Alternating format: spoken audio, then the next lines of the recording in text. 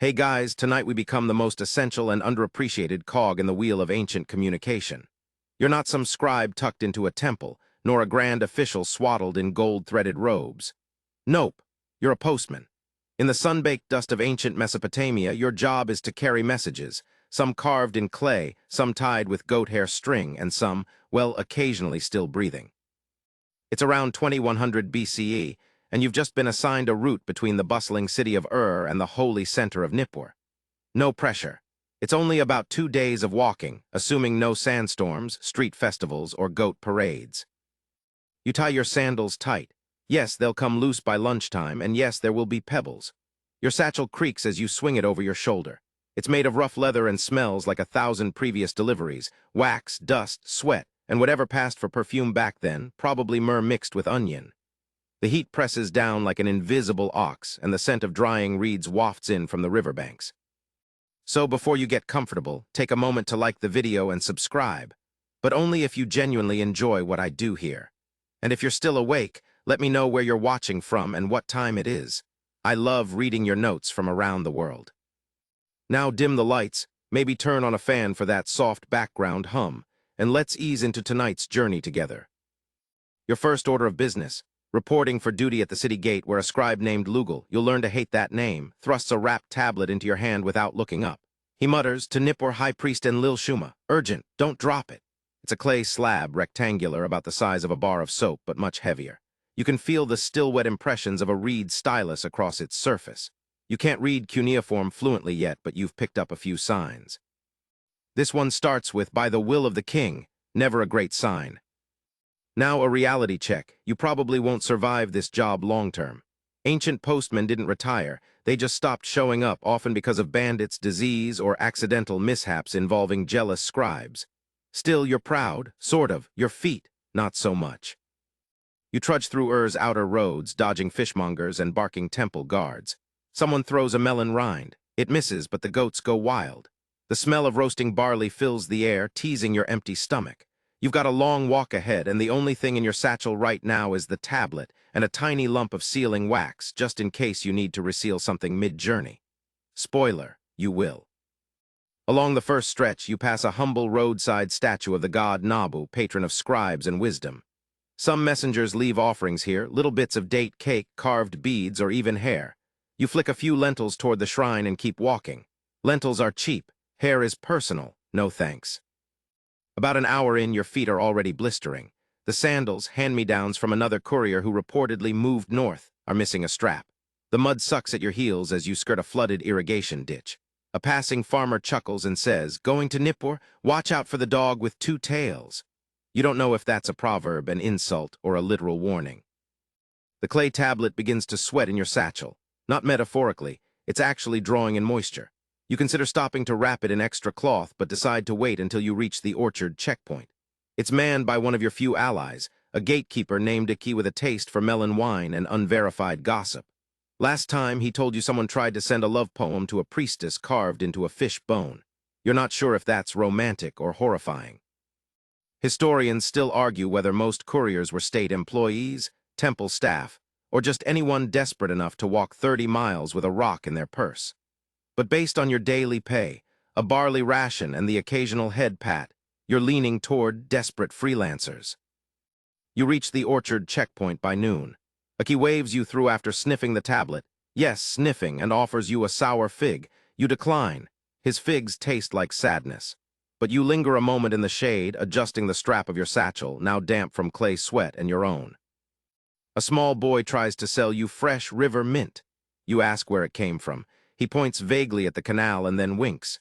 You buy one anyway. It'll make your satchel smell slightly less like goat. As you press on, the sounds of the city fade. Birds screech overhead. Crickets begin their midday concert. You hum a nonsense tune to yourself, something rhythmic to match your footsteps. Most couriers hum. Some talk to themselves. A few, you've heard, talk to the tablets. One man claimed he delivered a message that whispered back. He's probably working in a brewery now. You stop to retie your sandal again, third time, and notice a beetle crawling on your satchel. It's striped, iridescent, and has no intention of leaving. You flick it off gently. It lands on a rock and looks offended. The road bends toward the east, where palm trees shimmer in the heat haze. You pass a clump of travelers heading south, a priest, two donkeys, and a man dragging what looks like a portable loom. You nod, they nod, no one speaks, too hot. By late afternoon, the path rises into a dry, rockier stretch. Your thighs burn. You curse Lugal under your breath for not sending someone younger or at least more enthusiastic. The sun beats down, and you reach for the little gourd of sour beer tied to your belt. It's warm and vaguely smoky, just how you like it. You take a swig and feel momentarily invincible. But the weight of the satchel brings you back to reality. Inside it, that humble clay tablet could contain trade orders, grain reports, or a king's edict, or a polite death threat. You squint toward the north, where the road will dip again into reed-covered marshes. Nipper waits beyond, but first you'll need to find a good place to camp, and maybe deal with that goat tied up ahead who does not look thrilled to see you. The satchel swings against your hip with every step, thud, thud, thud, a dull reminder that even in the most powerful empires, someone still has to walk the messages. And guess who that someone is? You. As the sky darkens into a bruised purple, you make camp beneath a patch of date palms. You wedge your satchel beneath your head like a pillow. Uncomfortable, yes, but safer that way. You've heard of couriers who lost tablets in the night to curious animals, or worse, rival messengers trying to delay an order by a day or two. Trust no one, especially if they're also carrying a bag that smells like damp fish and sealing wax. Morning comes fast, ushered in by the screeches of marsh birds and the gentle plop of frogs diving off reeds. You stretch your legs and try not to dwell on how much your shoulders ache. Your job may seem romantic on clay murals, but let's be honest, it's mostly blisters and sunburn. You shake the dust off your tunic and check your satchel. And there it is, the first secret of your leather bag. Underneath the clay tablet sits a small bundle of string, not for decoration, but for binding soft clay messages that haven't been baked yet. These wet tablets need gentle handling, or else you'll arrive in Nipper with nothing but mud scribbles and a demotion.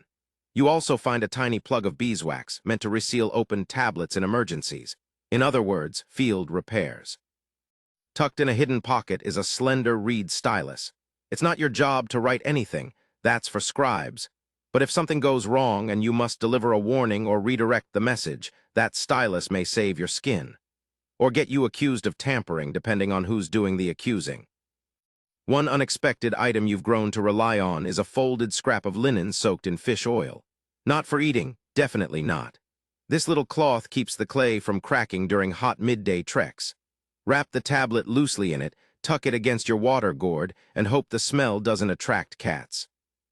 Historians still argue whether this fish oil trick was official protocol or just something desperate couriers figured out by accident. One tablet from Sipar mentions a greased letter runner who arrived in great haste but foul aroma. It's unclear if he was praised or politely banned from future temple visits.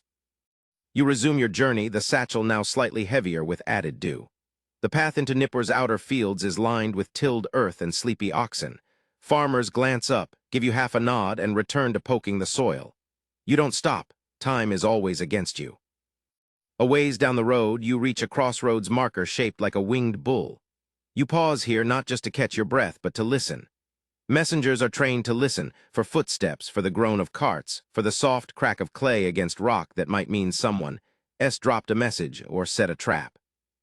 Your satchel shifts oddly. You open it to check, and sure enough, the beeswax plug has softened. It's begun to smear across the side of the tablet, forming a shiny film. You wipe it gently with a corner of your tunic, probably a mistake, but you'll worry about that later. As you walk, you mentally recite your delivery mantra: don't drop it, don't smudge it, don't die, repeat. It's oddly comforting. A wild dog trots across the path, glancing at you with mild disdain. You ignore it. It ignores you back, mutual professionalism. Soon you approach the city's outer fields. Nipper is close now. The temple's spire glints in the morning sun. But first you must pass the vendor row, baskets of onions, racks of dried fish, and one very enthusiastic boy selling healing beetle powder. He claims it cures foot rot. You consider it, glance at your feet, then decline. You're not that desperate. Yet. You pause at a shaded alcove, unwrap the tablet briefly, and blow gently across its surface. It's firmed up nicely, no longer mushy, but you rewrap it all the same. Clay might look solid, but one wrong jostle and you'll have hieroglyphic hash. You double-check the wax plug, the string, the oilcloth. Yes, everything's there. The satchel may not look like much from the outside, but inside it's part museum vault, part emergency kit, and part mobile office. The guards at the Nipur gate barely glance at you. Your courier badge, just a carved token tied to your belt, grants you safe passage. You smile smugly at a camel driver who has to unload every amphora for inspection. Clay tablets, 1 point. Wine merchants, 0. You make your way through the city's winding streets, the scent of incense thick in the air. Nippur always smells like burnt myrrh and river moss. Finally, you arrive at the temple annex, a courtyard of polished stone and dust-coated benches. A young scribe takes the tablet from you with barely a word. He inspects the seal, the edges, the impression depth. Nods, satisfied. Then he sets it aside without ceremony and asks, "Do you have the fish oil pouch?" You blink. Apparently it was part of the order. You dig through your satchel, produce the pouch, and hand it over. The scribe sniffs it, grimaces, and thanks you. You leave the temple lighter, but not exactly relieved. A good courier knows the job isn't done until your satchel is empty, your feet are cracked, and someone's accused you of being late even if you were early. As you sit outside the annex, letting the sweat dry from your back, you spot another courier trudging in from the east.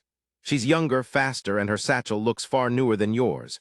You nod at each other, exchanging the silent acknowledgement of fellow sufferers. She limps slightly. You smile, solidarity.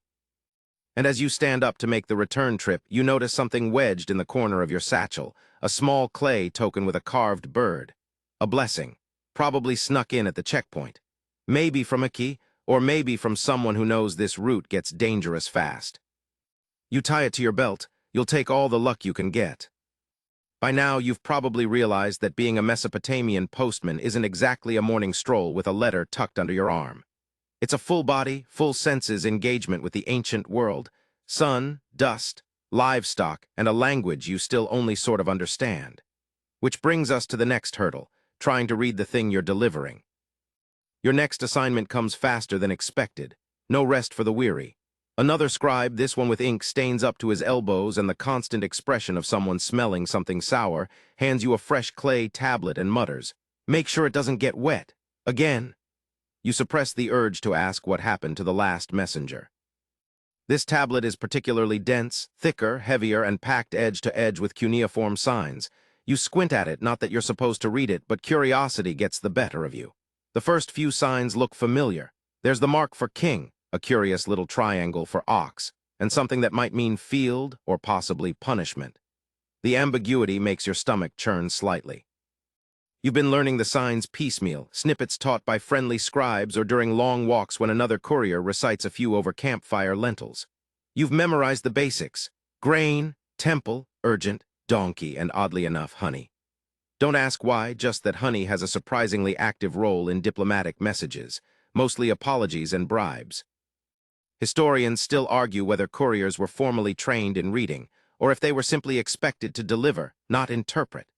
One tablet found in Lagash references a messenger clever in clay tongues, suggesting some literacy, while another complains of a mule-headed boy who couldn't tell a war order from a shopping list. You prefer to believe you're somewhere in between. So here you are in the corner of a courtyard, quietly mouthing the signs as you try to make sense of what you're holding. You recognize High Priestess, offering, and what might be delayed. Oh, is this a complaint? A religious invoice? You shift the tablet, searching for more friendly signs like gift or safely received. But it's mostly symbols that look like tiny birds, angry fish, and multiple references to barley. The thing about cuneiform is that it's not just writing, it's carving sound into earth. Each little wedge and slash represents a syllable or idea, and the slightest mistake can shift the meaning from harvest total to sacrificial request. One courier famously misread a message and delivered 5 goats to a granary instead of a temple. The goats were fine with it. The granary was not. Of course, you're not actually supposed to read the message. That would be against the courier's code, a loosely defined honor system that says, deliver it sealed, untouched, and unread. But let's be honest. Everyone peeks, especially if the tablet smells suspiciously floral or has hearts scratched into the margins.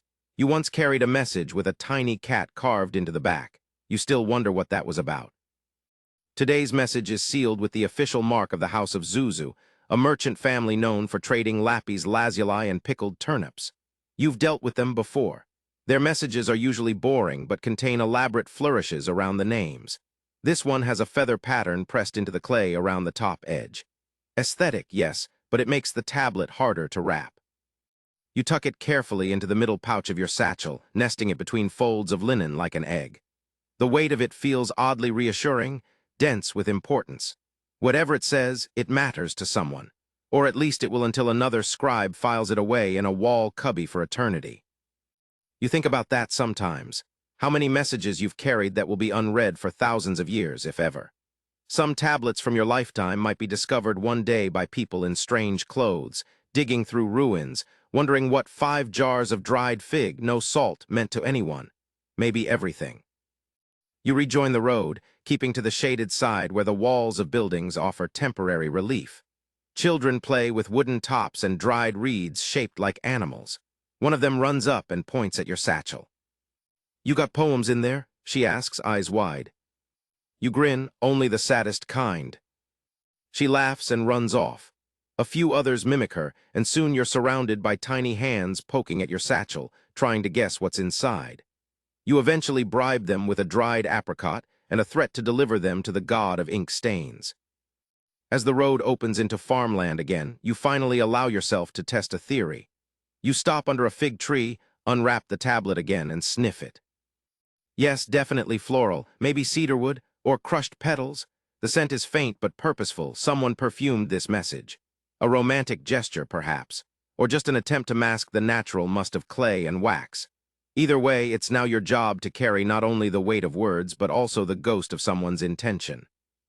You wrap the tablet tighter and adjust your satchel straps. The leather creaks in protest. You make a mental note to ask the harness maker for a thicker shoulder pad, assuming you survive the week without walking into another canal. By late afternoon, you find yourself back at the shrine of Nabu. This time, you don't toss lentils. You whisper a short, clumsy prayer. "May my tablet not melt and may my feet not blister." Nabu doesn't answer, but a small bird poops on the ground next to you, which in some traditions counts as divine encouragement. You pick up the pace. The message is calling, or at least humming slightly in your satchel like a word-shaped heatstone. One more bridge to cross, one more field to edge around, one more temple guard to squint at your seal like he's never seen one before.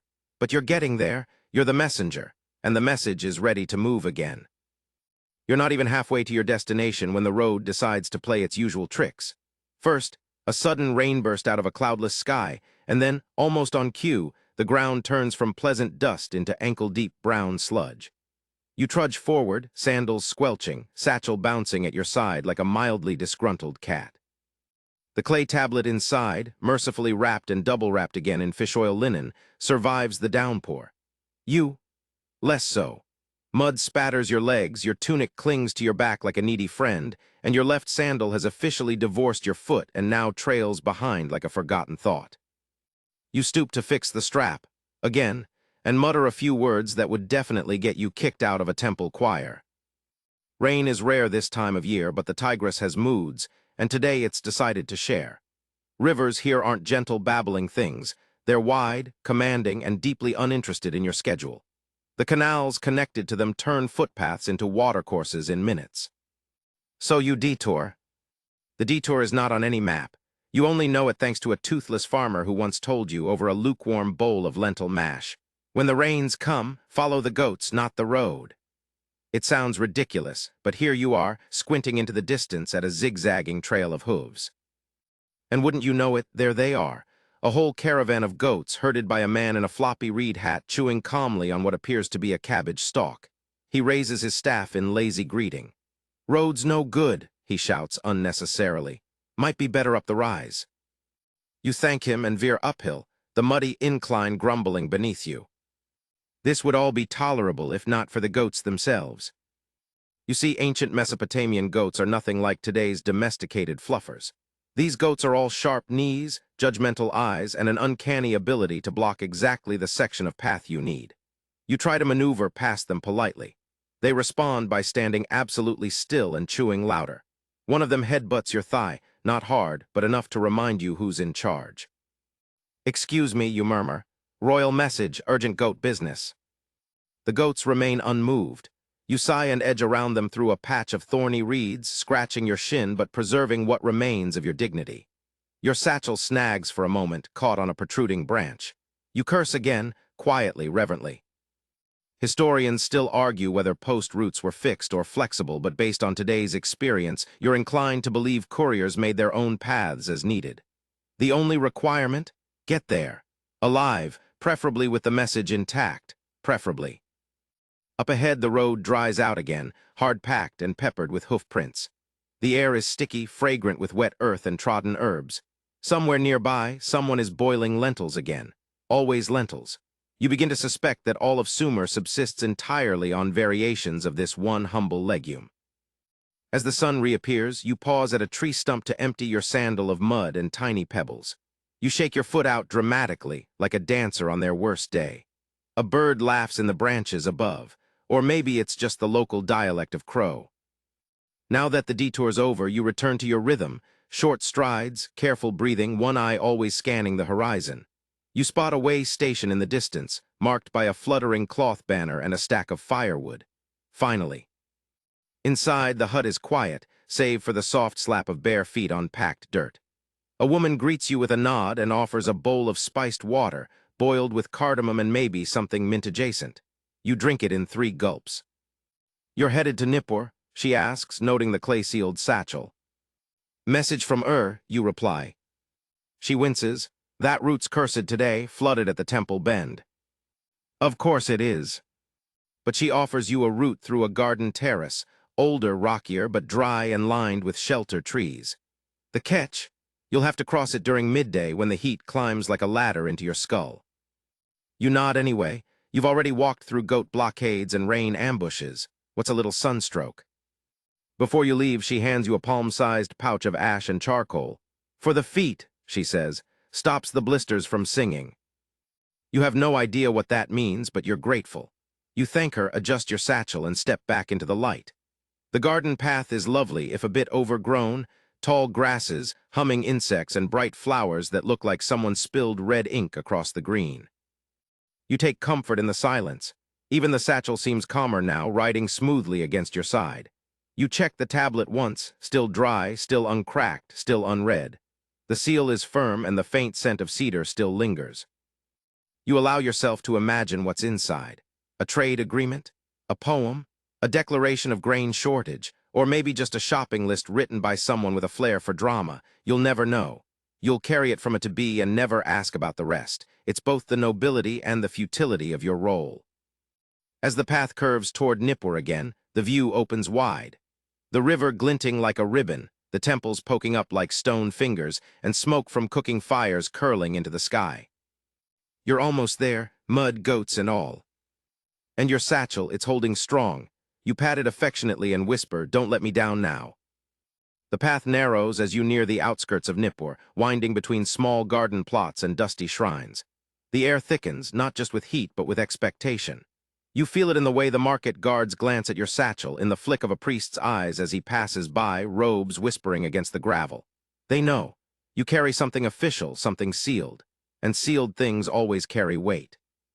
Your feet ache like they've aged 2 decades in a day, and your lower back feels like it's been personally cursed by every scribe you've ever met. But the satchel hums with quiet importance. Not literally. That would be weird. But it does seem heavier now, filled with more than just clay. It's carrying anticipation, urgency, and maybe lunch if you're lucky. You reach the temple steps, only to find your delivery target isn't there. Instead, a temple assistant, a boy barely old enough to tie his own sash, waves you off toward the south wing. "The priest is in ritual, might be a while," he mumbles, chewing something vaguely green and pungent. You're about to ask how long a while is when the boy adds, "But she said if you have the food, you can come now." You blink. "Food." He shrugs, said a courier would bring it. You glance at your satchel suspiciously. Is it possible you've been given a message and a meal delivery? Wouldn't be the first time. You sit down under a shaded pergola to investigate. Gently you remove the cedar-scented tablet, still secure. Then in the bottom pocket of the satchel, tucked beneath a folded scrap of wool, you find it, a cloth-wrapped bundle still faintly warm. Flatbread, stuffed with lentils and something spicy. You groan. Of course, multitasking, very efficient. You return to the south wing. where a side chamber door stands open, revealing the priestess mid-sentence in what appears to be a rather theatrical monologue to the gods. She pauses, looks at you, looks at the flatbread, and beams. "Ah, finally, please come in." You awkwardly enter, unsure whether to bow, kneel, or offer the bread like some sacred relic. She chooses for you by snatching it from your hand and gesturing toward a reed mat. "Sit, sit. You're early. Impressive." You resist the urge to explain about the goat blockade and river detour. "You're pretty sure I nearly died in a flooded barley field. Isn't temple-appropriate small talk." She finishes the last lines of her chant, choose, then wipes her fingers on a cloth and turns to you with suddenly sharp eyes. "You've got the message from her." You hand her the tablet carefully. She takes it with surprising reverence, running her fingers across the seal as if reading it through touch alone. Then she tucks it into a linen pouch and slips it under a woven mat without even breaking the seal. She doesn't read it, not yet. Instead, she says, "Stay and eat, you must be starving." You're torn, you've got other deliveries scheduled, or so Lugal claimed when he shoved the tablet at you. But the thought of sitting down, even for 5 minutes, is more seductive than any goddess's blessing. You stay. She pours you a bowl of barley broth and tells you a story about a temple cat who once swallowed a sacred ink stick and refused to stop glowing. You laugh, then choke slightly on the broth when she starts imitating the cat's ceremonial meows. Historians still debate how close couriers were to their recipients. Some suggest a purely transactional relationship, delivery, seal check, done. But a few surviving tablets include personal notes, jokes, recommendations, recipes. One famous example contains both a royal trade agreement and a side note about where to find the best fermented turnips. You suspect today's delivery falls into that unofficially friendly category. After the meal, the priestess claps her hands twice, and a servant appears to guide you out. Before you leave, she presses a small token into your palm, a carved shell with a sun motif. "For protection," she says simply. You drop it into your satchel's smallest pouch next to the fish oil cloth. It's warm from her hand, and it smells faintly of cloves. Outside, the heat has mellowed into something resembling hospitality. The stone path no longer burns through your sandals, and the breeze has returned from wherever it was sulking earlier. You lean against a low wall and take a moment to check the satchel. It's not empty, not yet. You've still got one more item, a folded reed scroll with a soft wax seal. You remember now, Lugal mumbled something about a message for the brewery quarter. It's not urgent, which means it probably is, and you just weren't informed. You start walking again, back into the hum of the city, where merchants shout about salted dates, and stray cats weave between market stalls like furry ghosts. Your satchel, slightly lighter, now swings more freely, as though relieved to have unburdened itself of its most precious cargo. You, on the other hand, still feel like you're carrying the entire canal system in your knees. As you pass a group of musicians playing bone flutes and drumming on hollow gourds, one of them winks and sings, "Messenger, messenger, what secrets do you keep?" You don't answer, of course, not aloud. But you do tap your satchel twice, a silent joke between you and the ancient clay. It's never just a bag. It's a traveling archive, a portable mystery, a loyal but grumpy coworker that refuses to quit. And you're just the legs, the voice, the dry-throated, sunburnt vessel of state bureaucracy. But at least the lentils were good. You've delivered clay tablets. You've delivered gossip wrapped in wax. You've even delivered flatbread, which somehow ranked highest on the list of most appreciated. But nothing, absolutely nothing, could have prepared you for the moment you open your satchel and find a live goat looking back at you. Well, not inside the satchel. That would be absurd, and frankly, uncomfortable for everyone involved. No, the goat is tied to the outside of your satchel by a loop of fiber rope and a terrible sense of destiny. It chews solemnly on a scrap of woven mat and bleats once, as if to say, "We are now in this together." You glance down at the scribbled tablet Lugal shoved in your hands this morning and reread the delivery instructions, hastily scratched into the edge. Message plus associated offering. Deliver together. Both must arrive intact. Ah, the goat is the message. Well, technically, the clay tablet still holds the written part, something about an apology, a promise, and restitution in livestock. But the goat is the physical symbol of that message, a kind of woolly footnote to a clay-based apology. You sigh and adjust your satchel. The goat responds by trying to eat the corner of your tunic. "Please don't," you mutter. "This is my third best tunic." You're no stranger to peculiar deliveries. Once you carried a sealed jar of pickled radishes with a royal edict jammed in its center. Another time, it was a necklace of dried beetles and a poem written in ash ink. But the goat takes the biscuit. Or, in this case, tries to steal the biscuit from your pouch of lunch crumbs. You tie the rope tighter and start walking. The goat trots after you, hooves clacking on the road like a bureaucratic percussion section. A few passers-by raise eyebrows. One man actually claps. "High Priest's peace offering," he calls out. You don't answer. You're too busy steering your new coworker around a very nervous dog. The road to the recipient's house takes you through a narrow market alley that smells strongly of roasted garlic and less attractively fermented fish paste. The goat takes offense to the scent and tries to bolt. You hold firm. "Look, I get it," you say, half to the goat, half to the universe. "I wouldn't want to deliver myself either." You arrive at a low courtyard with painted clay tiles and a heavyset man already waiting by the door, arms folded, expression somewhere between bemused and horrified. "That the goat?" he asks. "Unless there's another one tied to me," you reply. He eyes the animal, then the tablet, both sealed. You present the tablet first, intact, wax seal still bearing the symbol of House Naram-Sin. He examines it without comment, then he reaches for the goat. The goat, sensing judgment, attempts to climb a nearby amphora. "No," you warn, "not the storage jar." Too late, there's a loud clang, a shout, and then everyone is chasing a bleeding apology through a vegetable patch. 15 minutes and one broken squash vine later, the goat is calmed and tethered to a fence post. You sit on a bench and wipe sweat from your forehead with the hem of your sleeve. The recipient pats the dust from the tablet, satisfied. "You do this often?" he asks, tone halfway between admiration and disbelief. You shrug, not the goat part, usually just the clay. Historians still argue whether these offering deliveries were ceremonial, required, or purely optional acts of goodwill. Some evidence suggests that including a living gift, a goat, a bird, even an expensive gourd, was a way to ensure the message was taken seriously. Others argue it was just a way to offload unwanted livestock onto unsuspecting relatives. You suspect it was both. As you sip from a communal water jar and try to brush goat hair from your lap, you overhear a servant mumbling about a prior delivery where someone sent a curse and a duck together. You don't ask questions.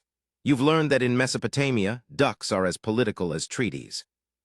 The man signs off your delivery with a wax token, pressed and handed back to you to show that the task is complete. You drop it into your satchel beside the reed scroll from earlier. The satchel is beginning to bulge again, only now with the satisfaction of a job finished. Sort of. As you head back toward the city center, the goat, now thankfully someone else's problem, bleats from behind you. You don't look back. It's best not to form emotional attachments to your cargo, especially if it tries to eat your hair. You take a shortcut through a quieter street, where the walls are covered in carved tile murals, some showing great kings hunting lions, others showing couriers like you walking along canals with suspiciously light satchels. You wonder if the artists ever walked these routes. Probably not. You run into another courier near the temple granaries. He carries a basket filled with dried fish and a folded message tucked into a flax envelope. "Animal delivery?" he asks, nodding at the flecks of goat fur still clinging to your sleeve. "Live goat, message of peace," you reply. He grins, classy.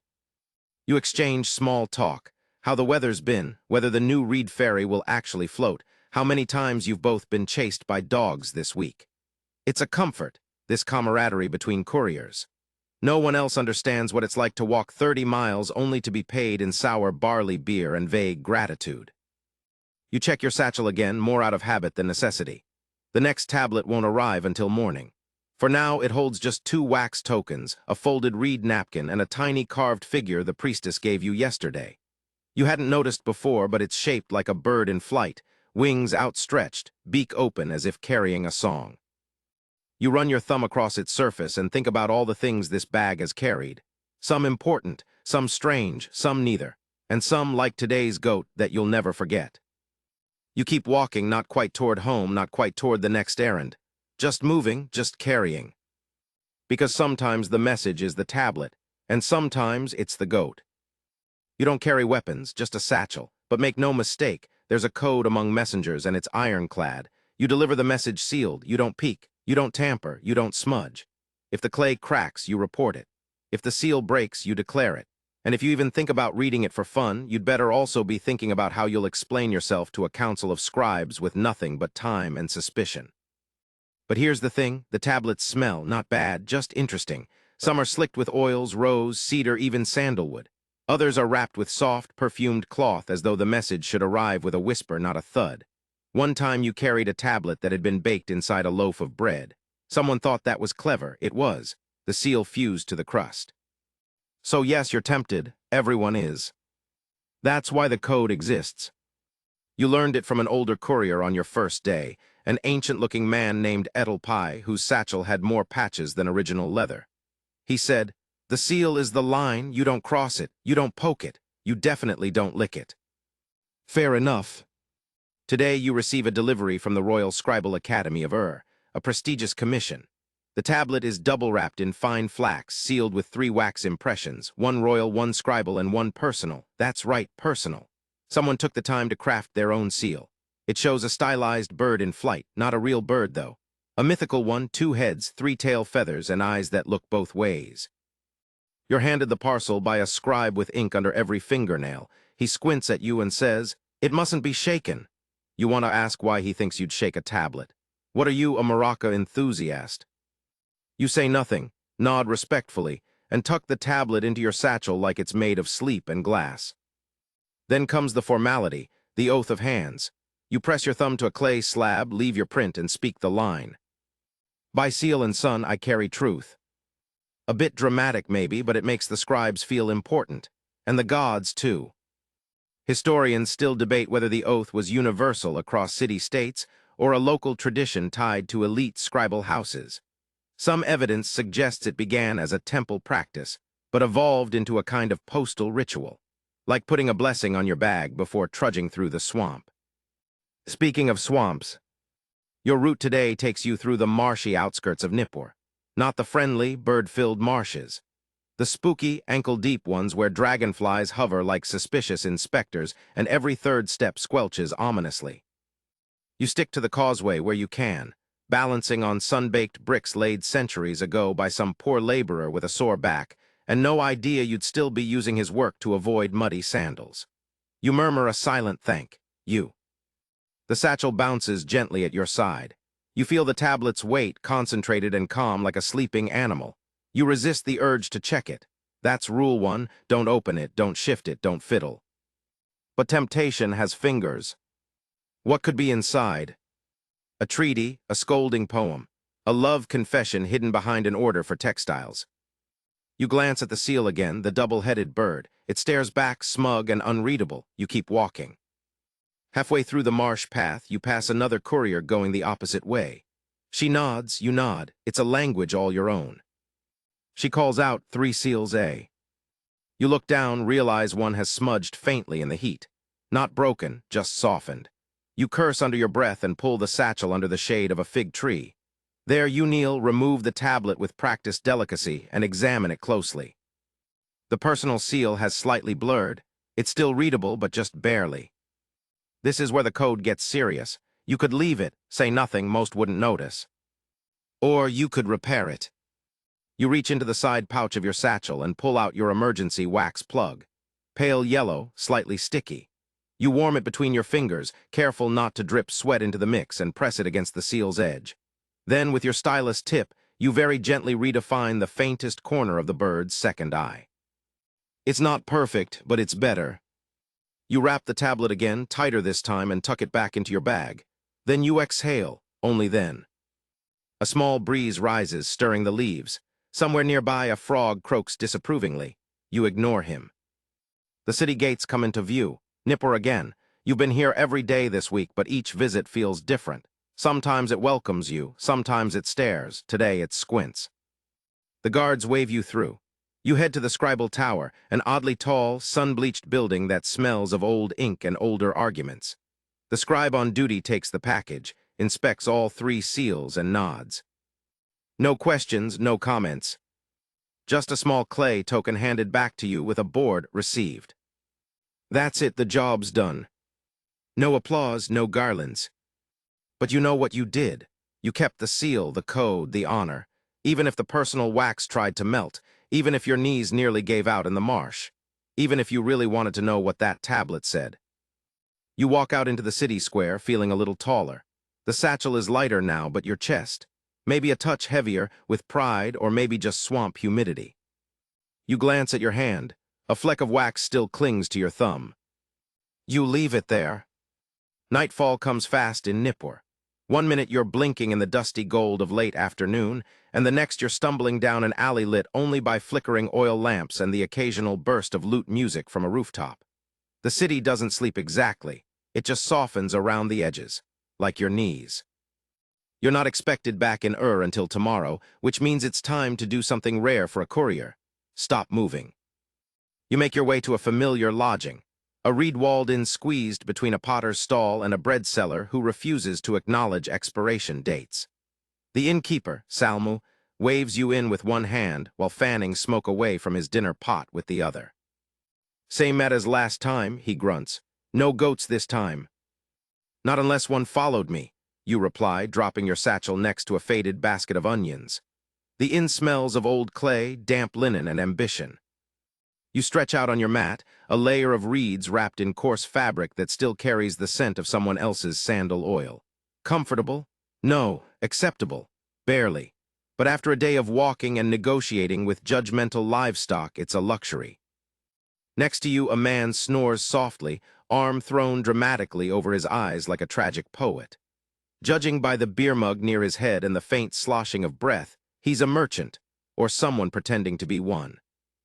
Salmu's daughter brings over a bowl of something steaming. You think it's lentils. It's always lentils. Still, you say thank you and eat gratefully, chewing slowly, letting your shoulders sag for the first time all day. Your satchel rests beside you like a tired dog, scratched, misshapen, and somehow still proud. You run your hand over the flap and feel the faint ridges of wax impressions and dried oil. So many messages, so many moments wrapped in string and silence. Historians still puzzle over these inns, their roles in trade, communication, and quiet deals.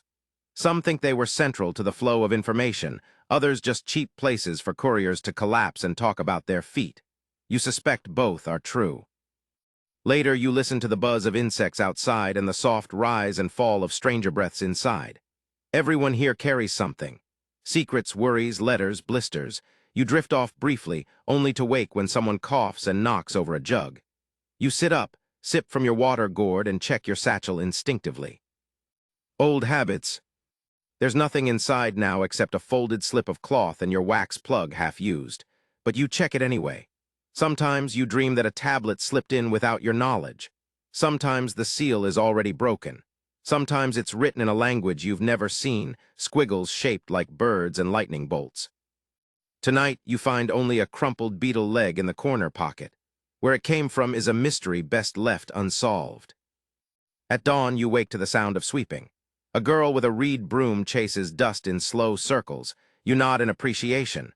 Clean floor, clean conscience. You eat a flatbread crust, refill your water gourd, and strap your satchel over your shoulder. It feels familiar, like armor. Back outside, Nippur is still stretching its arms. Vendors pull aside curtains, temple doors groan open, and the smell of baking barley begins its rise. You've got one more delivery to make before heading home. A small pouch from the scribal tower, tucked into your satchel late last night by a boy with ink-stained fingers. He said, North Quarter, for old Larsa, tell her it's the full transcript. No wax seal, just a tightly tied cord. You walk through quieter streets now, residential lanes with painted doors, carved lintels, and cats sunning themselves with zero shame. You pass a woman watering plants from a spouted jug and a boy arranging pebbles into elaborate spirals. A man whistles. A dog ignores him. You find Larsa's house by the color of its door, a bright blue-green that stands out like a peacock in a dust storm. She's already sitting on the stoop when you arrive, peeling dates with a bronze knife and humming a tune so old it might predate language. You bow slightly and hand her the pouch. She unties it, peers inside, and smiles faintly. Finally, she says, Now I can finish that mural. You want to ask what murals have to do with scribal transcripts, but you know better. Couriers don't ask. They carry, they nod, they leave. She hands you a small string of beads. For your satchel, she says. You accept it, tie it to the leather loop near the strap, and watch the beads catch the morning sun. One red, one bone white, one chipped lappies. You turn back toward the gate, toward home or something like it. The road will be hot today. The sandals will rub, the reed bridges will creak, but your satchel is ready, and so are you. Because when you walk these roads, when you carry these messages, clay, wax, goat, or otherwise, you are part of something older than kings, something heavier than stone. A quiet chain of trust stitched together one footstep at a time. You walk, and the world follows.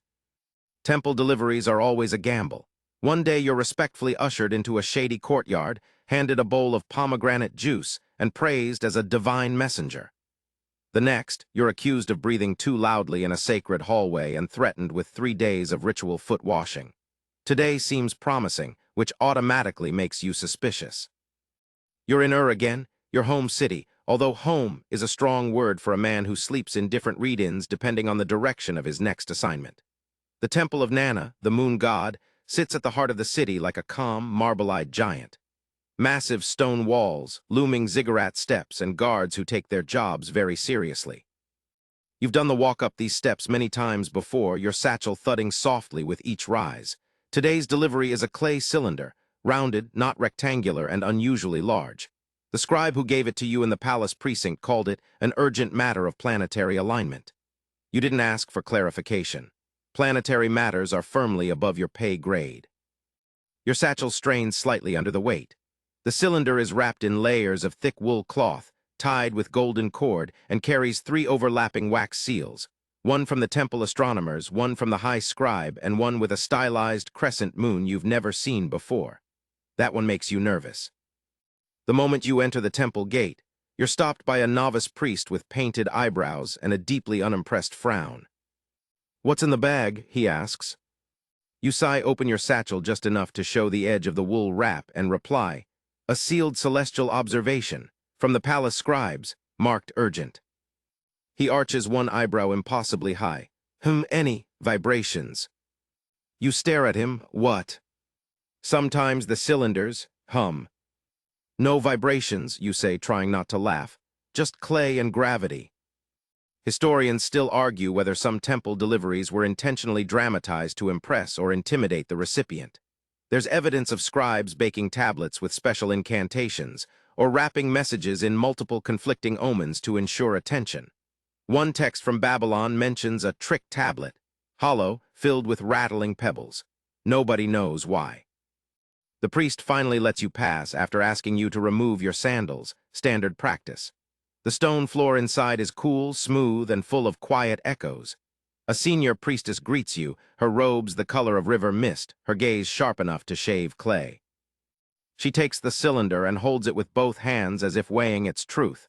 Then she surprises you. "You must stay for lunch." You blink. "I wasn't aware." You carried it across 2 precincts in this heat. The gods demand hospitality, or at least lentils. Lentils again. You're led into a shaded garden within the temple walls. There's a low table already set with bowls of chickpeas, figs, and a surprisingly fresh barley loaf. You sit, awkward in your dust-covered tunic, and glance at your satchel resting nearby. It looks oddly regal on the polished bench, scratched leather, frayed seams, and all. The priestess sits across from you and begins ladling soup into small stone cups. "Do you know what you carried?" You shake your head. "I'm just the feet." She smiles faintly. That was a record of lunar movements traced by a novice named Enlil Nasir. The boy noticed a shadow pattern not seen in 5 generations. The scribes argued for 3 days over whether it was a bat or a new star. You nod politely, chewing on barley. She leans in. "I think it's both." You decide it's safest not to respond. After lunch, she gifts you a woven talisman, dyed indigo, with a knot meant to ward off forgetfulness. "For your memory," she says, "so you remember where you're going." You tie it to your satchel, just below the lapis bead Larsa gave you. The bag is starting to look like a traveling altar, each charm clinking softly like tiny thank yous. You leave the temple slower than you entered, full of barley, mildly enchanted, and just the slightest bit dizzy from the soup's unfamiliar spice. Outside, the sun has started its descent, turning Ur's streets into golden rivers between mud brick banks. You stop by a public well to rinse your hands and face. A child nearby points at your satchel and whispers, "Is that where the moon lives?" You smile, only part-time. The walk back to your quarter takes you through the artisan's district. The smell of dye, burned incense, and wet clay fills the air. You pass a potter spinning a lopsided jug and a weaver hanging dyed wool to dry. Everyone is focused, fingers dancing over their crafts like it's the only thing holding the world together. You think about the lunar cylinder, how it sat in your satchel like a patient animal, unaware of the sweat, the heat, the stares. You were just the riverbed it traveled down, nothing more, nothing less. At your usual rest spot, a cracked bench under a fig tree, you set down your satchel and take inventory. It's empty now except for the amulets, the wax plug, and one slightly stale apricot. But the weight still lingers, not just the physical strain. The responsibility, you don't just carry messages, you carry the pause before an answer, the breath before a decision, the moment before the seal breaks. You close your eyes for a moment, letting the wind tease the hair at your temples. Somewhere a flute begins to play. Somewhere a priest is reading a moon report that you walked across 2 city-states to deliver. You smile. Tomorrow it'll be something new. A grain tally, a divorce announcement, maybe even a goat again. Whatever it is, your satchel will be ready. There are roads you walk by day, bustling, dusty, loud with merchants and children and stray donkeys. And then there are roads meant for the twilight hours, where shadows stretch long and familiar, and silence hums just under the wind. Tonight you walk one of those. The order came late. A wax-sealed reed slip, hand-delivered by a breathless boy who kept glancing at the sky as if the stars were counting down. You didn't even get a chance to finish your soup. One glance at the seal told you everything. High priority, temple-stamped, immediate delivery. You strapped your satchel back over your shoulder, double-knotted your sandals, and didn't even bother muttering a complaint. Some messages just feel heavier than others, no matter the size. You're heading to the temple of Inanna, goddess of love, war, and let's face it, drama. It's not the closest shrine, nor the most predictable. But when Inanna calls, especially after sunset, you go, preferably quickly and preferably without asking too many questions. The streets of Ur are different at night. Quieter, yes, but not empty. Laughter echoes from rooftop gatherings. Musicians strum low, sleepy chords near wine shops. A few couriers still roam, fewer than by day, but those who walk at night usually carry the things that can't wait till morning. Your satchel bumps against your hip with a steady rhythm. You've tucked the reed slip into its own little cloth pocket, secured by string and the faintest scent of rose oil. It smells like temple correspondence. You resist the urge to sniff it again. Halfway there, you pause at a small side shrine nestled between 2 houses. It's little more than a clay platform with an oil lamp and a scattering of millet, but the carved figure in the center, small, worn, and grinning, gives it away. Ninurta, god of messengers and endurance, patron saint of long walks and aching arches. You bow your head out of habit and tap your satchel lightly. "Still sealed," you whisper, "keep it that way." Historians still argue whether these roadside shrines were officially sanctioned or grassroots rituals invented by tired workers in need of comfort. You suspect the latter. Nobody invents a god for walking unless they've walked too far. You reach the outer court of the temple just as the sky darkens into a deep velvet, pierced by stars and the occasional moth circling a torch. The guards glance at your satchel, nod, and wave you through without a word. You're starting to enjoy that part. Inside, the scent changes. Less dust, more myrrh. Less goat, more perfume. The temple of Inanna always smells like someone spilled a bowl of crushed petals over a bowl of melted beeswax.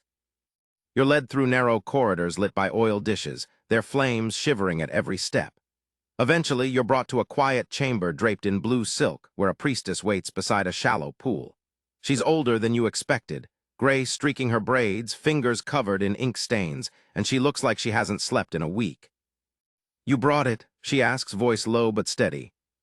You offer the satchel without a word, letting her pull the reed slip out herself.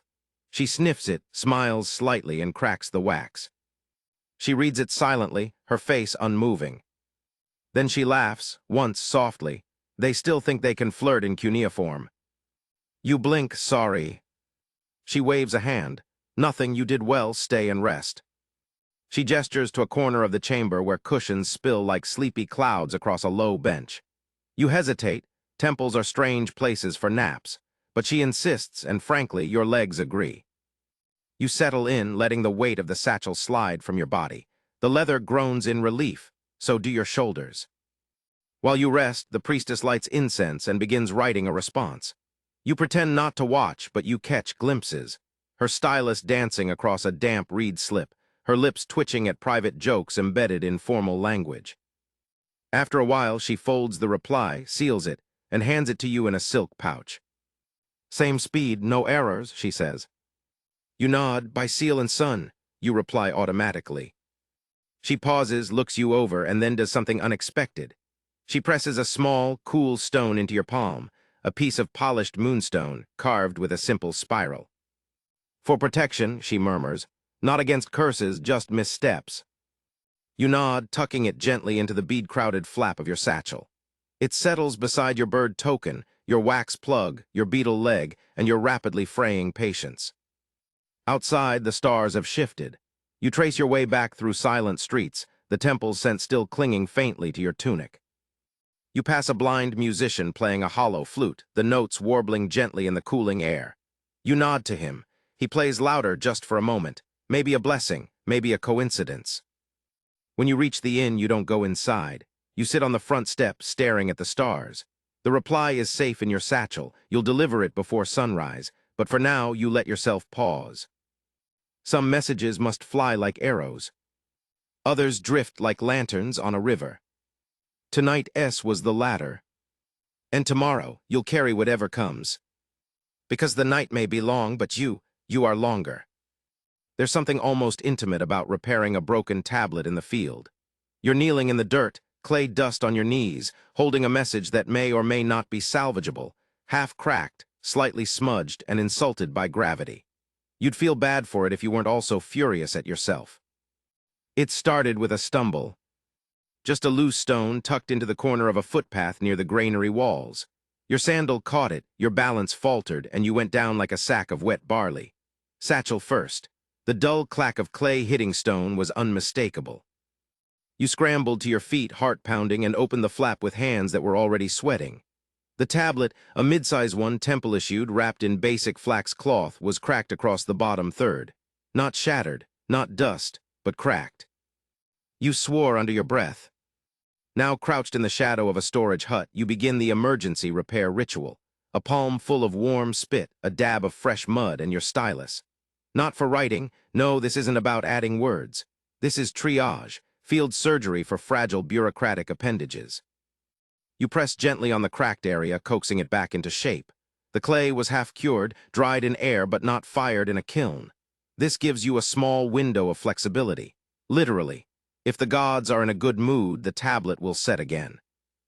You apply the mud-like paste, smooth it with the back of your hand, and then use your stylus to rescore a few faint lines that got scuffed. Not rewriting, just reinforcing. Historians still argue about how often couriers had to perform these repairs. Some believe every major courier carried a scribe's instincts. Others argue the better ones carried backup tablets and simply faked it when something broke. Personally, you've only ever had to rescore a line or two, until today. You wrap the tablet tightly in the remaining linen from your side pouch and nestle it into the center of your satchel, cushioned by your scarf and a folded note from a priestess you never responded to. It still smells like cedar. There's no time to second-guess. You stand, dust yourself off, and resume your route toward the brewing district, where an elder named Zuzu is waiting for this very message. Something about grain quotas, or ration disputes, or maybe an argument over beer foam. You didn't look closely. When you arrive at the threshold, Zuzu greets you with the squint of a man who has never fully trusted any messenger. His first words aren't hello or is that it? They're was it kept dry. You nod. Was it sealed? Yes. Did you drop it? Pause. You hand it over. It was handled with care. He snorts and unwraps it. The crack is visible, yes, but you smoothed it well. His eyes scan the surface like a hawk circling a nervous rabbit. Then, to your surprise, he nods. I've seen worse, he grumbles. Once had a courier deliver a tablet folded in half. How? He sat on it, long ride, short horse. Zuzu chuckles at his own story, mutters something about rescribing this version, just in case, and dismisses you with a nod and a roasted chickpea. You accept it with silent gratitude. You've had worse payments. Back in the alley behind the brewing hall, you lean against a sun-warmed wall and finally breathe. You made it. The satchel, now one tablet lighter, slumps at your side like a retired gladiator. You pat it absently and murmur an apology. A soft voice startles you. Was that the grain count? You glance up. A young woman stands nearby, wearing an apron stained with beer froth and soot. She points at your satchel. We were expecting that tablet. Some of us bet it wouldn't arrive intact. Did you win, you ask? I bet you'd try to fix it. You blink, that was an option. She smiles. Everyone knows the satchel runner who tried to reseal a prophecy with beeswax and regret. You groan. I told them that was a love letter. You added a heart to the margin. You weren't supposed to read that. She shrugs, then tosses you a slice of honeyed bread. For your trouble. You nod, chew, and watch as she vanishes into the brewery mist. Somewhere, a lute starts up. Maybe it's a tavern song. Maybe it's just someone who doesn't know how strings work. You sling your satchel back over your shoulder, the cracked tablet now someone else's problem, and you begin walking again. The streets shimmer in the late heat, and your body aches from too many steps and too few naps. Still, you feel oddly light. Maybe it's the bread. Maybe it's the fact that you fixed something, however imperfectly, and it still made it to the hands that needed it. That's the unspoken truth of your trade. The message matters, yes, but so does the act of carrying, of mending, of not giving up when the clay splits and the satchel groans. You head toward the outer quarter, where another courier flagged you earlier with a favor to ask. Something about a redirected note and a missing address. You'll take it, of course you will. The bag may be battered, the rules may bend. But the road keeps going. And you, stylus-stained, sunburned, and bread-fed, you go with it. Competition among messengers isn't usually cutthroat, more like passive-aggressive with a splash of ankle soreness. But when you're overtaken by a camel courier in the middle of a flat plain, all bets are off. It happens just after sunrise. You've left the city limits of behind, the ziggurat shrinking in the distance as you trudge eastward toward a small trading outpost called Duaretum. It's barely more than a walled yard and a cluster of reed huts, but it has a receiving clerk, and that's all the excuse a courier needs to go walking into the sunrise. Today's cargo, 2 reed-wrapped scrolls tied in gold-dyed cord and 1 small, sealed jar of what smells suspiciously like wine. You sniffed it, once, for confirmation, not consumption. The jar is nestled snugly in a padded side pouch lined with date leaf fiber. It clinks slightly with each step, like a luxurious little stowaway. You're about 3 hours in, still cool air, still optimistic knees when you hear the hooves behind you. Fast ones, rhythmic, decisive. You turn your head. Camel. Not just any camel. A courier camel. You can tell by the way its saddle is laced with satchel hooks, and its rider wears the too proud expression of someone who's never had to chase down a runaway goat. Morning, he calls as he trots past. You grunt, overcompensating for something. He doesn't respond, just smiles and vanishes into the shimmering heat ahead. Camels. Historians still debate when exactly camel messengers began to replace or supplement foot couriers. Some say it was later in the Neo-Assyrian period. Others argue that elite merchants and border lords used them centuries earlier. Regardless, one thing is universally agreed upon: they're fast and smug. You mutter to yourself as you walk. Sure, ride a camel, but can your camel navigate a goat blockade? Can it spot a leaking jar with one sniff? You doubt it. Still, you feel the pressure. The wine jar is technically time-sensitive. A gift, perhaps, or a bribe disguised as a religious offering. Either way, you pick up your pace. An hour later, you find the camel courier at a roadside rest station, sipping something cool and munching on roasted chickpeas. He waves. You wave back with the deadpan solemnity of a man who hasn't stopped sweating since breakfast. Need directions? He asks. You squint. No, need my dignity back. He chuckles and throws a chickpea at you. You dodge it barely. It's hard not to envy him. The camel's saddle is decked out with every courier luxury: wax holders, stylus slots, a small clay burner for softening seals on cold mornings. You've got 2 wax plugs rattling around in a pouch that smells like old lentils and hope. Still, there's pride in the satchel. Because here's the truth: riding may be faster, but walking means knowing every bump of the road. You feel the sun shift angles. You notice the ants crossing your path, the exact moment the air changes before a storm. You carry the message with the land, not just across it. You rest briefly, sipping from your gourd, checking the wine jar for cracks. It's warm but intact. No pressure difference, no sloshing, still sealed, still slightly smug. You reach Duaretum just before noon. The camel courier is already there, of course, reclining under a woven canopy like a victorious lizard. He lifts a hand in greeting but doesn't gloat. Too much. The receiving clerk is a young woman with a tablet stylus tucked into her braid and the distracted scowl of someone mentally balancing 9 grain shipments. She accepts the reed scrolls first, inspects the wax seals, and gives a quick nod. Then she reaches for the wine jar. This is for...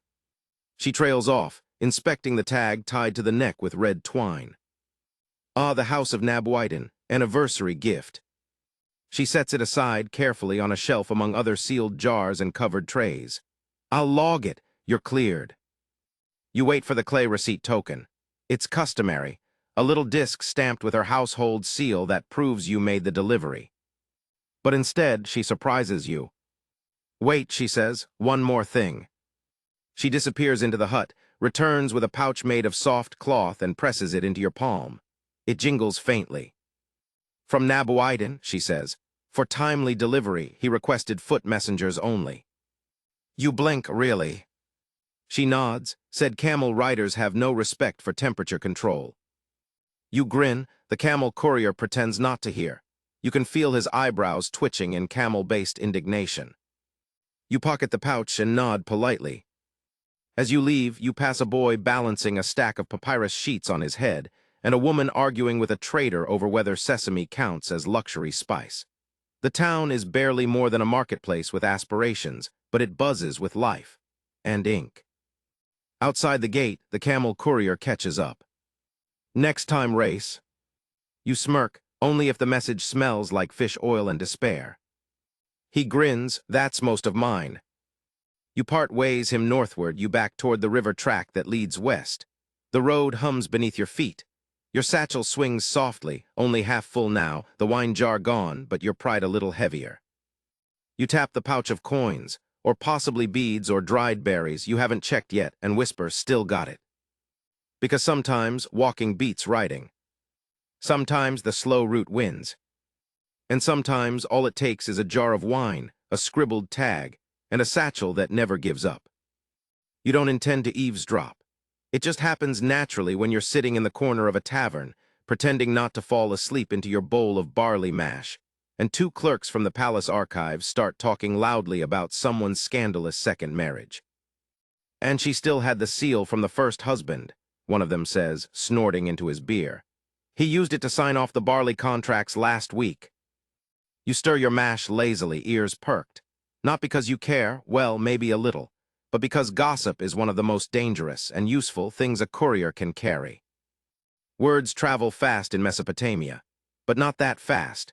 Not unless someone like you walks them across borders, between temples, through gates, and past nosy toll guards. And sometimes what you carry in your ears is even more potent than what's sealed in clay. You slurp another spoonful just to stay awake. It's late, the tavern is half empty, and the air smells like wine, charcoal, and ambition. At a table nearby, a trio of off-duty temple assistants are arguing about the best way to polish copper scepters. One of them claims olive oil. Another insists on sheep bile. The third swears by sand and song. You don't weigh in. Your satchel rests beside you on the bench. Tonight it's heavy with 3 items: a carved wooden amulet wrapped in indigo linen, a folded scroll marked for eyes only, and a small clay figure that looks suspiciously like a god with a broken nose. You're supposed to deliver all of it tomorrow, probably to 3 different people, probably across 3 different cities, but right now you're off duty. Or so you thought. A hand claps your shoulder. You turn and see Barunu, another courier, older than you by at least a decade and twice as wrinkled. His smile is easy, but his eyes scan your satchel like a seasoned hawk. "Evening stroll?" he asks, sliding onto the bench. "Evening stew," you reply, trying not to fall into it. He laughs and signals for a drink. You hear the rumor. "Which one?" "The king's nephew. Apparently he's got a second household in Larsa, and a third child no one's supposed to know about." You raise an eyebrow. "That's a new one." Barunu leans in. "And guess what? Someone's trying to send a message to hush it. I saw the tablet myself, triple sealed, sent with a runner who looked too clean to be trusted." You both chuckle, courier humor, deeply suspicious, always a bit grim. Historians still debate how much information messengers absorbed. Officially, you're just the vessel. But let's be honest. When you carry the king's orders, overhear temple disputes, and sleep beside drunken scribes who mumble secrets in their dreams, you pick things up. A lot of things. Barunu sips his beer, then lowers his voice. "Word is there's going to be a reshuffling. Temple ranks, some promotions, some demotions, depends on which messages arrive on time." You nod slowly. This is how it works. Not just the clay and the seals, but the shadows between deliveries, the moments when knowledge slides from tongue to ear without ever being pressed into a tablet. The unofficial courier network, not just feet and satchels, but mouths. Sometimes you share, sometimes you keep it to yourself. Tonight, you tuck the information into the soft lining of your thoughts. You'll decide later whether to pass it along, quietly, carefully, maybe wrapped in a joke or a harmless anecdote. Barunu rises. "Walk safe, don't eat the chickpeas here, they bite back." You nod, watching him disappear into the night. As the tavern thins out, you gather your things. The satchel is warm from resting against your leg, the leather soft from age, the strap just beginning to fray near the buckle. You check the amulet, still wrapped, the scroll still sealed, the god figurine still judging you. You step into the alley and feel the cooler breeze of early night. Somewhere nearby, someone's playing a lyre.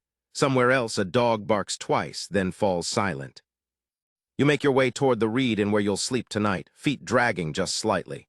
But your mind is buzzing, half replaying the rumor about the king's nephew, half imagining the messenger who's carrying that message right now. Does he know what's inside? Did he peek? You'd never. Probably. The innkeeper grunts when you arrive and jerks his thumb toward the corner mat. You settle in, nestle your satchel close, and stretch your legs across the smooth, reed-covered floor. As your eyes drift closed, you think of all the things no one ever wrote down, all the gossip traded over lentils and river water, all the secrets whispered into sleepy ears beside temple walls. Your satchel may carry the official version, but you carry the rest. And in the morning, when the city wakes up and the roads stretch wide and waiting, you'll carry it forward. One step at a time. War makes everything louder, shouts, footsteps, even silence. You hear it before you see it. The strange hush that follows a trumpet blast. The crackling of fires not yet extinguished. The subtle shift in how people walk, quicker, more focused, as if the road itself might fall out from under them. You've been rerouted. It started with a tablet pressed into your hands at dawn. Standard wax seal marked by a military steward. No formal greeting, just a command. Deliver this to the field camp west of Isin, no delays.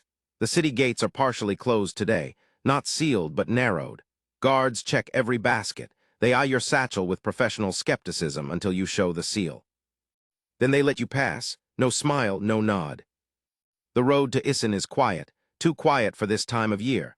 No trade caravans, no singing farmers, just a few messengers like you, carrying clay as if it were bronze. About halfway through, you spot smoke. Not black and ominous, more like the soft gray of campfires and field kitchens. The war isn't here, but it's nearby. Close enough that people speak in whispers. Close enough that the birds seem to have flown somewhere safer. Your satchel is heavy again. One sealed tablet. Flat, broad, hastily carved, not elegant but unmistakably urgent. The seal bears the mark of General Kurush, two crossed spears beneath a crescent moon. You've never carried one of his before. You wish that meant something good.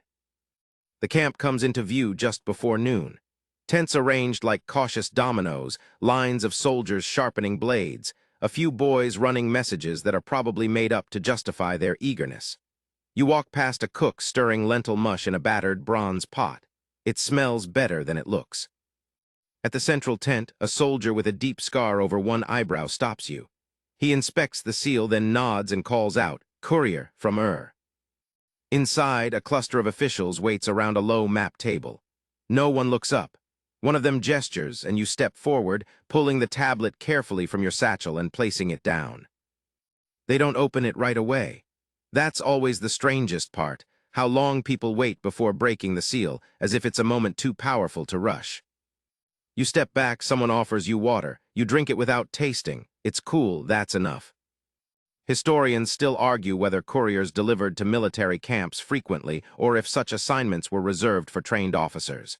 The evidence is mixed, but from what you can tell, it comes down to one thing: trust. And in this case, you were available. Lucky you. Eventually, the general arrives. Tall, tired eyes, one sandal untied. He breaks the seal, reads the tablet in silence, then turns to a smaller scribe beside him. Prepare 3 replies, immediate. You know what that means. A second scribe walks over and taps your shoulder. You'll carry the first, stay close. You nod, there's no room for negotiation. You don't want to say no anyway. Something in the general's face tells you this message needs more than legs, it needs care. Precision, a carrier who won't lose it in the reeds. You sit under a fig tree and wait. The scribe writes fast. You watch the stylus dance over clay, flattening some signs, stabbing others. Angry cuneiform, you think. The tablet is sealed with wet wax and passed directly to you, still warm. The scribe looks you in the eye. Take it to Kish, directly to the temple annex. Avoid the northern road. You nod again, tighter this time. Back on your feet, the satchel feels different now, not heavier, just denser. You secure the tablet in the inner pouch, where the leather is smoothest and least likely to rub the seal raw. You take the south trail, skirting the marshlands. The sun is high, the buzz of insects constant. You move fast but steady. No tripping this time, no mudslides or flirtations with goat traffic. You pass a burnt-out cart by the roadside. Abandoned, maybe looted.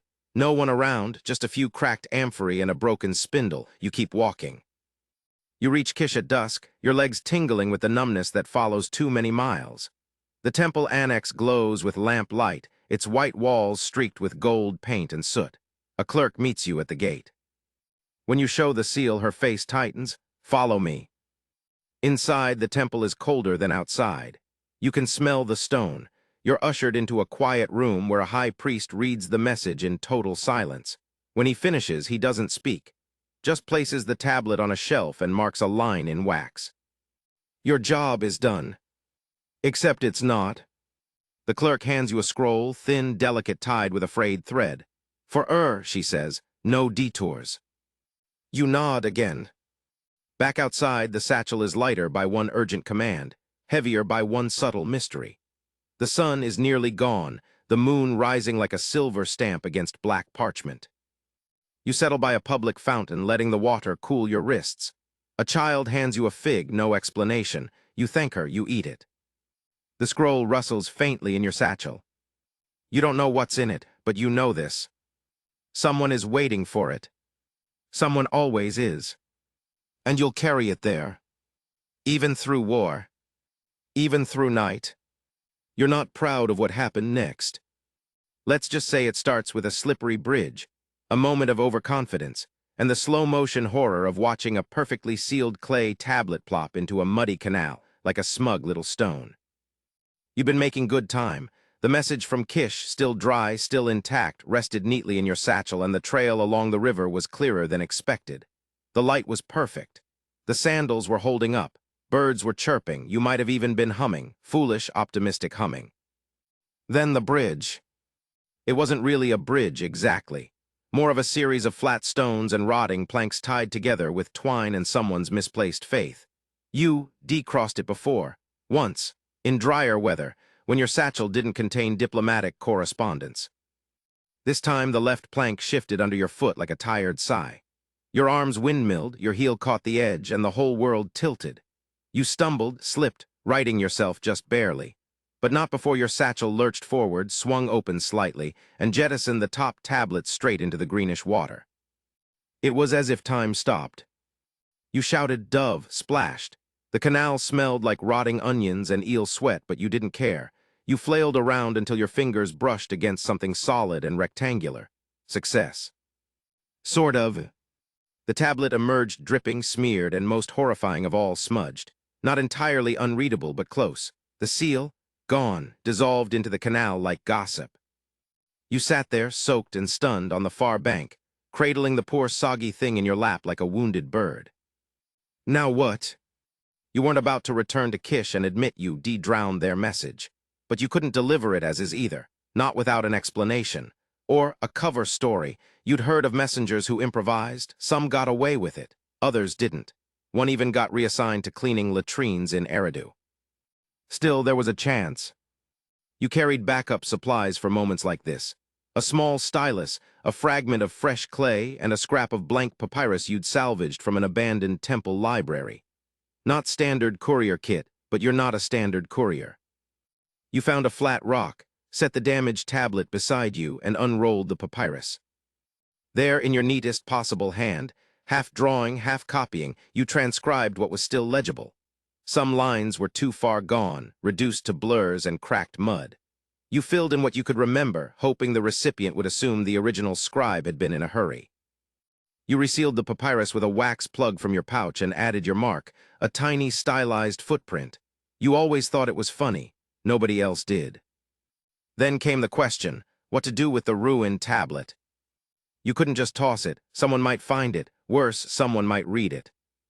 So naturally, you buried it. Not deep, just enough to keep it hidden from curious goats and nosy apprentices. You marked the spot with a triangle of stones and whispered an awkward farewell. Sorry, you deserved better. You continued walking, the damp stench of canal clinging to your tunic, the papyrus scroll tucked securely in the driest part of your satchel. You walked faster than usual, maybe from guilt, maybe to stay ahead of regret. The outpost near Uruk came into view around sunset. The gate was open. A clerk stood waiting, arms folded, sandals too clean for someone who claimed to work full-time. You handed her the scroll. She opened it, read it silently, blinked, then looked up at you. This isn't clay. No, you admitted. Emergency circumstances. She paused, read the last few lines again, then nodded.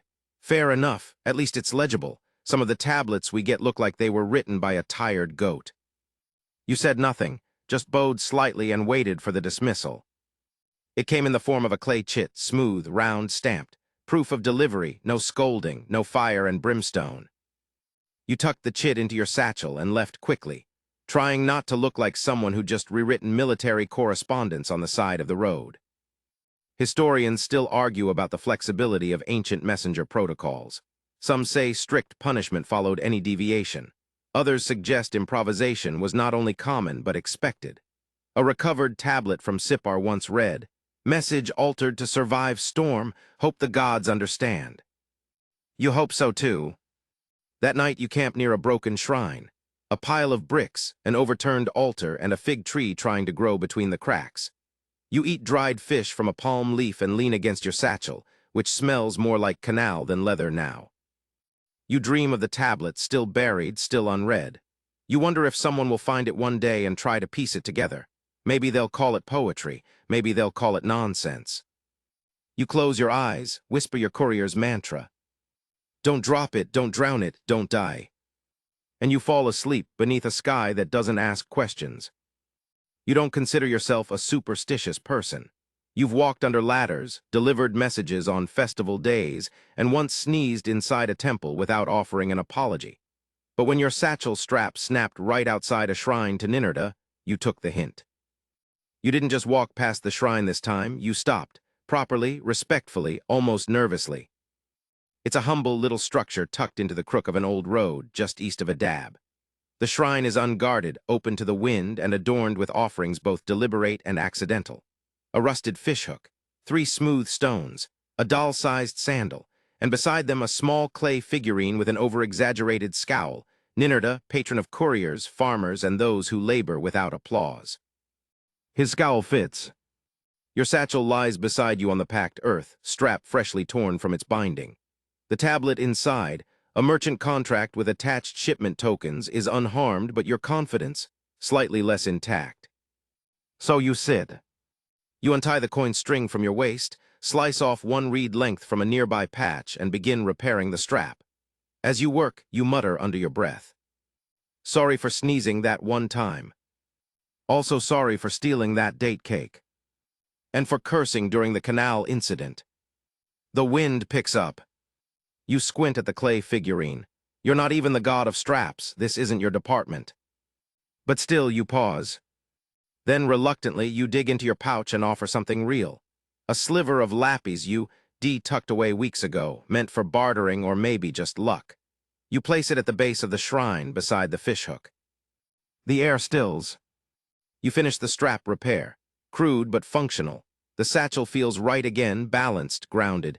You hoist it back over your shoulder and nod to the god. Thanks, I guess. Historians still argue about these roadside shrines. Were they state-sanctioned worship sites or just glorified superstition stations? Some say Ninurta's courier cult was invented by messengers themselves, tired of being left out of temple rituals and wanting a protector of their own. Others suggest the cult was older, tied to endurance and rain. You think it makes perfect sense. You start walking again, following the path toward Adab's eastern wall, passing irrigation ditches and duck herders who nod as if they know what happened.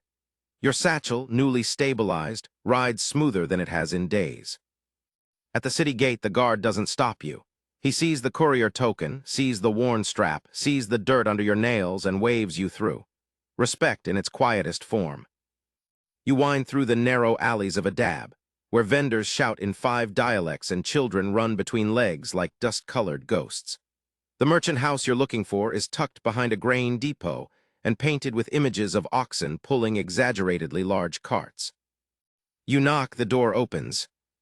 A plump woman with quick eyes and an ink-stained thumb accepts the tablet, inspects the seal, and breaks into a smile. On time, she says. I'd heard you were cursed. Not technically cursed, you reply. She presses a copper token into your palm. For the road, she says, and disappears before you can even thank her. Back outside, you sit on a low step beside a pile of broken pots and stretch your legs. Your satchel hums with quiet satisfaction. Another message delivered, another day survived. You open the flap, run a hand across the inside, and take stock. A bit of beeswax, one stylus slightly bent, 3 spare strings, a cracked but functional wax tablet for notes, a folded square of cloth that smells like fennel, and your tiny collection of charms. You pull them out and line them up on your lap. The sun shell from the priestess, the indigo knot from the temple, the carved bird, and now the empty reed strip you'd used to fix your strap. You consider tying a knot in the reed and adding it to the others, not because it's sacred, but because it held. That night you stay in a garden guest house run by retired scribes. The beds are made of straw mats. The soup is made of things that used to be vegetables. The host, an elderly man with no eyebrows and an excellent memory, tells you a story about a courier who got lost in the desert for 3 days and only survived by following a falcon. You suspect it's not true, but you like it anyway. You sleep beneath a sky speckled with stars. Your satchel rests beside you, the strap holding strong, the charms clicking softly as you breathe. In your dreams, you walk forever. Across plains, rivers, bridges that don't break. You carry messages you don't understand through cities you've never seen to people who greet you with nods and sealed clay smiles. You wake at dawn to the smell of barley porridge and someone gently snoring nearby. You pack your satchel. You check the strap. Still tight. Still holding. So you walk. Because there are always more roads. And always more gods to thank. You were told never to travel at night. Not because of bandits, that's just occupational hazard. No, the real reason was the insects, and tonight you finally understand why. It begins innocently enough. You're making a late delivery to a town no bigger than a clay tile with pretensions. A scribe in handed you the tablet himself, muttering, "Do not wait until morning." It was sealed in bright blue wax, fancy stuff, usually reserved for royal decrees or temple invitations. You tucked it carefully into your satchel and didn't ask questions. The road stretches through farmland first, quiet, still warm from the day. You pass irrigation canals that reflect the last light like long, crooked mirrors. Frogs croak. You walk fast. but soon the farms give way to marshland. That's when they start showing up. First a small glow, faint, just at the corner of your vision.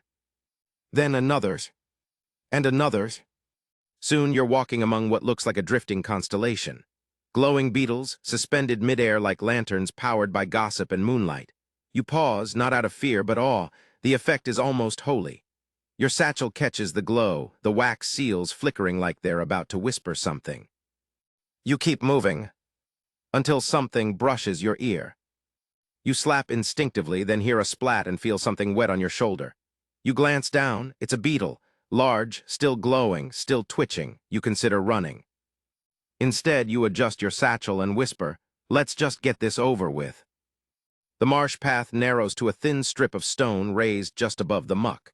You walk carefully, one foot in front of the other, while insects buzz all around. Your satchel, damp with humidity and memory, thumps rhythmically against your hip. The tablet inside is warm. That's not normal. Maybe it's the wax, maybe it's your imagination. Historians still argue whether ancient couriers ever traveled at night on purpose. Some sources suggest it was only done for the most urgent messages. Others say there were messengers who preferred the quiet, those who whispered to stars instead of people. Either way, you're now one of them. You round a bend and spot a flicker ahead, not a beetle this time, but a lantern, held high by a figure standing in the middle of the road. The light sways gently, casting long shadows. You stop. The figure doesn't move. You clear your throat. Messenger from tablet for the steward of Kesh. A long pause, then the voice comes, scratchy and dry. Late. You approach slowly, heart suddenly loud in your ears. As you get closer, you see the figure is a young man. Eyes rimmed with ash, cheeks smeared with what might be ink or something older. He holds out a hand. You reach into your satchel and produce the blue wax tablet. He doesn't even glance at it before tucking it under his arm and handing you something in return. A folded square of cloth, damp and smelling faintly of iron. Deliver this to he says, before sunrise. You take it, it's heavier than it looks. What is it, you ask? A reply. You don't press, that's rule 3, never ask about a reply. You turn to leave, glancing once over your shoulder. The man has already disappeared into the reeds. Only the lantern remains, swinging slightly from a branch. You walk faster. The beetles are quieter now, their glow dimmed. The marsh seems to open up before you, the way it sometimes does when the gods are either very pleased or very distracted. Your satchel is once again full, now heavier on one side, the folded cloth wrapped around a mystery with sharp corners. You reach dry ground just before the stars start to fade. The city glows faintly on the horizon, with its sleepy gates and early rising bakers. You'll make it just in time. You glance into your satchel, not to peek, just to reassure. The reply is still there, the beetles didn't eat it, the marsh didn't swallow it, you're still upright. You murmur your courier's mantra, don't drop it, don't peek, don't doubt. You add a new line, don't blink when the beetles glow. By the time you reach the city, the temple bells are already ringing. You pass workers laying out fish for market, priests lighting the morning incense, and another courier just waking up on a doorstep. He groans and waves at you, you wave back. You deliver the cloth-wrapped reply to the temple scribe just after sunrise. He accepts it with a nod and hands you a small bronze disc in exchange. Marked urgent, he mutters. Well done. You leave the temple and sit under a fig tree, exhausted, itching slightly, but somehow satisfied. Your satchel rests beside you, still glowing faintly in the rising sun, as if the beetles left something behind. You hope they did. You've made peace with a lot of things on the road. Sore feet, lukewarm lentils, prophetic chickens. But you've never quite gotten used to bureaucracy. And today, bureaucracy comes for you in the form of a furious clerk wearing sandals far too clean for someone who works in a city with open sewers. It starts innocently. You arrive in with a standard message. Nothing royal, nothing cursed. A grain invoice from what you gather. You present it, seal intact, to the Northern Storehouse Ledger Office. The building is a miracle of brick and boredom, square, gray, and always slightly too damp. You hand the tablet to the duty clerk, a man with a receding hairline and the permanent expression of someone who just sniffed spoiled fish. He turns it over once, then twice. This seal is incorrect, he says, voice flat. You blink, that's the merchant's seal, I watched him press it himself. He shakes his head, lips pursed. It's faded, I can't accept it. It's barley, not prophecy, just read it. He frowns deeper. No, it must be returned to sender for resealing. You take a breath, the long, steady kind that means you're trying very hard not to say something unprintable. It's a one-day walk to Nippur, you say evenly. I'm not bouncing a grain count back and forth because your eyes are tired. The clerk folds his arms. Then the seal must be verified. You know this game. He wants you to bribe him, or sweet-talk him, or vanish and let the next courier take the blame.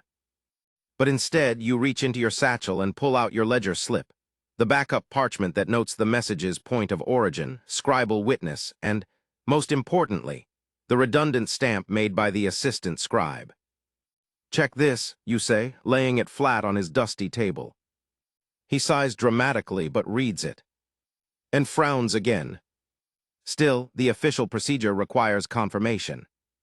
You glance at the guard by the door, who's trying not to laugh. You glance at the clerk again, then do something bold. You lift your satchel and open the front flap, revealing a pouch of wax tokens from recent deliveries, authorized, signed, and not quite expired. This is from the same house, you say, pulling one token free. Sealed last week, identical mark. You place it beside the tablet. The clerk stares, you wait. Historians still argue how rigid administrative systems really were in ancient Mesopotamia. Some believe clerks followed protocols obsessively. Others claim everything bent under enough pressure, persuasion, or well-timed evidence. You're living proof of the latter. Finally, the clerk huffs, fine this time. He takes the tablet, logs it, stamps your token, and waves you away. You don't bow, you don't thank him. You just take your stamped chit and leave.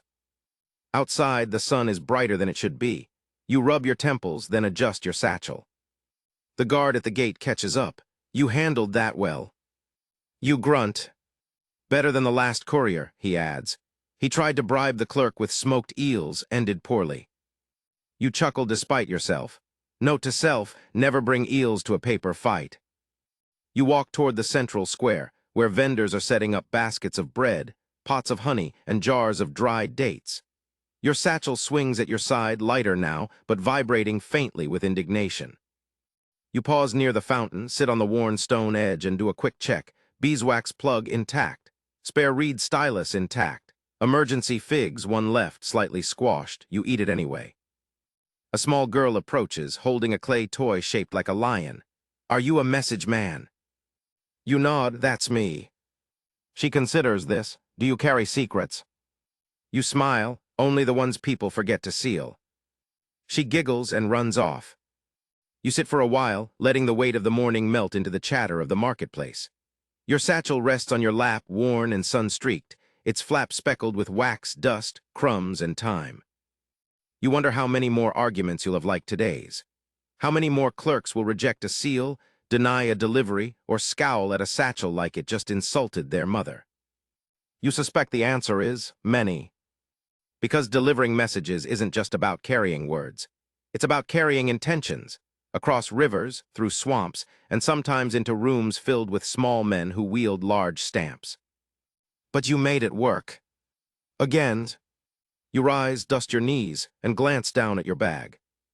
Let's go, old friend, you mutter. And together you walk back into the flow of the city, already preparing for the next delivery, the next seal, the next quiet standoff. Because if there's one thing the road has taught you, it's this. There's always another bureaucrat. But there's also always another way through. Sometimes the road gives you a gift.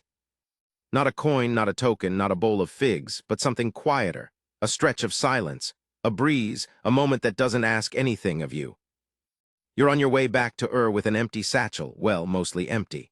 Just a wax plug, a dried fig, and your personal scribble tablet nestled in the bottom like a lazy passenger. No clay to carry, no goats to escort, no angry clerks demanding proper wax color. Just you, the road, and the gentle sound of your sandals thudding against dust. And then you hear the voice. Messenger. You freeze mid-step, the word echoing in the sun-warmed air like a coin dropped in a temple hall. You turn. A farmer, bare-chested, hair wild, jogs toward you from a path between two fig groves. He's holding something wrapped in a linen cloth. You're headed back to Ur. You nod slowly, eventually. Please, he thrusts the cloth-wrapped bundle toward you. Take this to my cousin, he lives near the potter's quarter. Tell him it's from Shama and that he owes me the copper. You hesitate. Is it sealed? The man winces.